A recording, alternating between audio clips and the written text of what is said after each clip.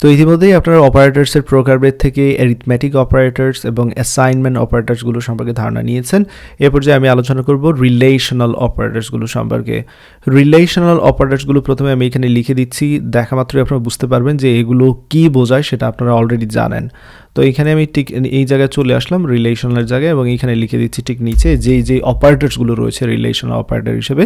দেখতে পাচ্ছেন এই সিম্বলটার সাথে আপনারা অলরেডি পরিচিত, গ্রেটার দেন, যার সাথে আমরা কী করতে পারি, কোনো একটা কিছু অন্য একটা থেকে বৃহত্তর কিনা সেটা খুঁজে বের করতে পারি। দেন আমাদের রয়েছে গ্রেটার দেন ইকুয়াল।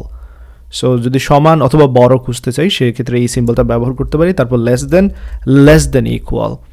তারপর হচ্ছে ইকুয়াল বোঝানোর জন্য দুইটা অ্যাসাইনমেন্ট দেওয়া লাগবে, নট ইকুয়াল বোঝানোর জন্য এক্সক্লেমেটরি দিয়ে আমরা এই অ্যাসাইনমেন্ট অপারেটর দেবো। তো দ্যাটস অল, এতটুকুই হচ্ছে রিলেশনাল অপারেটর।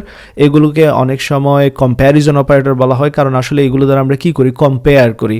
প্রোগ্রামিংয়ে আসলে রিলেশনাল অপারেটরগুলোর গুরুত্ব অনেক। আপনারা রিয়েল লাইফে দেখবেন অনেক জায়গায় এই রিলেশনাল অপারেটরগুলো ব্যবহার হচ্ছে। যে কোনো সময় হয়তো বা ডিসিশন মেক করতে যাচ্ছেন যে একটা সংখ্যার চেয়ে অন্য একটা সংখ্যা বড় কিনা, একটা সংখ্যার সাথে অন্য একটা সংখ্যা সমান কিনা, এরকম অনেক সময় কম্প্যারিজন করার প্রয়োজন হবে। কোনো একটা সংখ্যাকে 2 দ্বারা ডিভাইড করার পর সেটা নিঃশেষে বিভাজিত হচ্ছে কিনা, অর্থাৎ ভাগশেষ শূন্য হচ্ছে কিনা। সো এই যে কম্প্যারিজন, এই যে ডিসিশন মেকিংয়ের সময় রিলেশনাল অপারেটরগুলো অনেক কাজে লাগবে। তো চলুন আমরা একটু টুকটাক রিলেশনাল অপারেটরগুলো প্র্যাকটিস করি।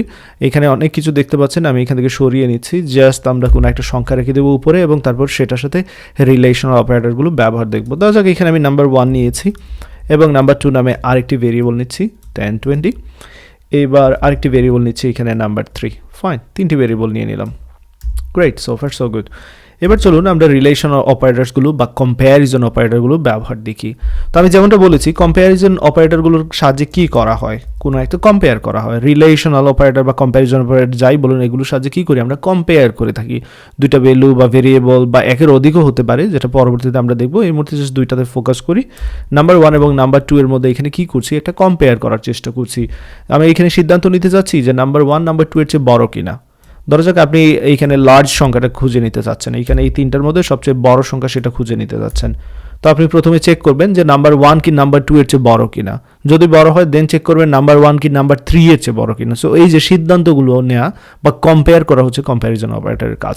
তো আমি এখানে 3টি সংখ্যার মধ্যে বৃহত্তম সংখ্যা খুঁজতে যাচ্ছি না, বাট এখানে আমি জাস্ট এইটা আপনাদের প্রিন্ট করে দেখাতে যাচ্ছি যে এটার ফলাফল কী আসে। console.write লাইনের মাধ্যমে এখানে দিয়ে দিচ্ছি।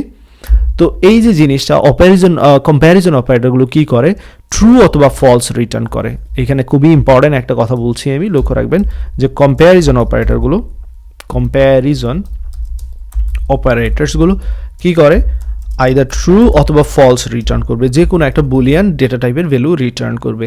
যখনই আপনি কম্পেয়ার করবেন আইদার সেটা ট্রু হতে পারে অথবা ফলস হতে পারে। তো এখানে আমি যে কম্পেয়ারটা করলাম, নাম্বার 1 নাম্বার 2 এর চেয়ে বড়, এটা আইদার ট্রু অথবা ফলস হতে পারে, একসাথে কিন্তু দুইটা হবে না, যে কোনো একটা হতে পারে। তো চলুন দেখি নাম্বার 1-এ কী আছে আমাদের 20, এখানে বসবে 20 গ্রেটার দেন। নাম্বার 2 এর মধ্যে কী আছে 10, 20 কি 10 এর চেয়ে বড়, অবশ্যই বড়। সুতরাং এই যে এইখানে যে এক্সপ্রেশনটা এটা কি রিটার্ন করবে, এই যে নাম্বার 1 যে কথা বললাম যে গ্রেটার দেন নাম্বার 2, এটা কি রিটার্ন করবে, এটা রিটার্ন করবে ট্রু। ওকে, সো চলুন প্রোগ্রামটা রান করে দেখি যে আসলে এটা রিটার্ন ট্রু করে কিনা। তো আমরা এখানে দেখতে পাচ্ছি ফলাফল দেখতে পাবেন, এখানে দেখতে পাচ্ছেন ট্রু রিটার্ন করতেছে। পারফেক্ট। এবার এক্স্যাক্টলি সেম অন্যগুলোও ট্রাই করতে পারেন। একটু এখানে আপনাদের আমি একটু সময় দিচ্ছি, আপনারা একটু বোঝার চেষ্টা করুন। এখানে কিন্তু আমি গ্রেটার দেন ইকুয়াল লিখেছি, বাট আমার এখানে একটু ডিফারেন্টভাবে দেখাচ্ছে, হয়তোবা আমি ডিফারেন্ট ফন্ট ইউজ করতেছি। আপনাদের হয়তোবা আমি প্রথমবার যখন ড্র করেছিলাম ঠিক সেই রকম দেখাবে, greater than equal. Okay, and এটার ফলাফল কী আসবে, কী মনে হচ্ছে, ট্রু না ফলস আসবে? এই কথাটা সত্য কিনা না অবশ্যই এখানে লক্ষ্য রাখবেন, গ্রেটার দেন অথবা ইকুয়াল এটা বলছি আমরা। সো গ্রেটার দেন যদি হয়ে যায় যে নাম্বার 1 হ্যাঁ 20 10 এর চেয়ে বড়, দ্যাটস অল, হয়ে গেল, এই কথাটা কিন্তু সত্য হয়ে গেল এতটুকু। আর যদি এরকম হয় 20, এটাও যদি 20 থাকতো সেক্ষেত্রে কী হতো, নাম্বার 1 নাম্বার 2 এর চেয়ে বড় অথবা সমান, এই কথা বলছি। সো সমান তো ঠিকই আছে, সেক্ষেত্রে এটা রিটার্ন করবে ট্রু। বড় না হলে কী হলো, সমান তো আছে ডেফিনেটলি। ওকে, দেন চলুন আমরা দেখি লেস দেন এটা যদি হয় ফলাফল কী আসবে, এবং লেস দেন ইকুয়ালের ক্ষেত্রে কী আসবে। তো less than number 1 less than number 2, number 1 অর্থাৎ 20 10-এর চেয়ে ছোটো, যেটা কিনা সত্য না। সো এখানে এটা ফলস আসবে। এটা হচ্ছে কি লেস দেন অর ইকুয়াল, দুইটাই না, লেস দেনও না ইকুয়ালও না, সেক্ষেত্রে এটাও ফলস আসবে। চলুন দেখে নিই আমরা প্রোগ্রামটা রান করে দেখি কী অবস্থা।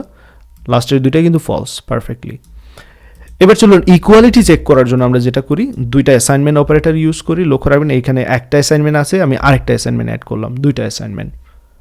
আর নট ইকুয়াল টু বোঝানোর জন্য আমরা কি করি, এক্সক্লেমেটরি দিয়ে আমরা কি করি এখানে লক্ষ্য রাখবেন, প্রথমে একটা এক্সক্লেমেটরি দিচ্ছি, দেন অ্যাসাইনমেন্ট দিচ্ছি। তো আপনাদের হয়তো বা এরকম নাও দেখাতে পারে, এটা আপনাদের ক্ষেত্রে প্রথমে যে এরকম ড্রয়িং করেছিলাম সেই রকম দেখাবে, বাট এটা হচ্ছে নট ইকুয়াল। That's all. এবার এখানে কি ফলাফল আসবে নিশ্চয়ই আপনারা বুঝতে পারছেন যে এইখানে বলছি নাম্বার 1 এবং নাম্বার 2 দুইটা সমান, যেটা কিনা সত্য না, সেক্ষেত্রে এটা ফলস আসবে।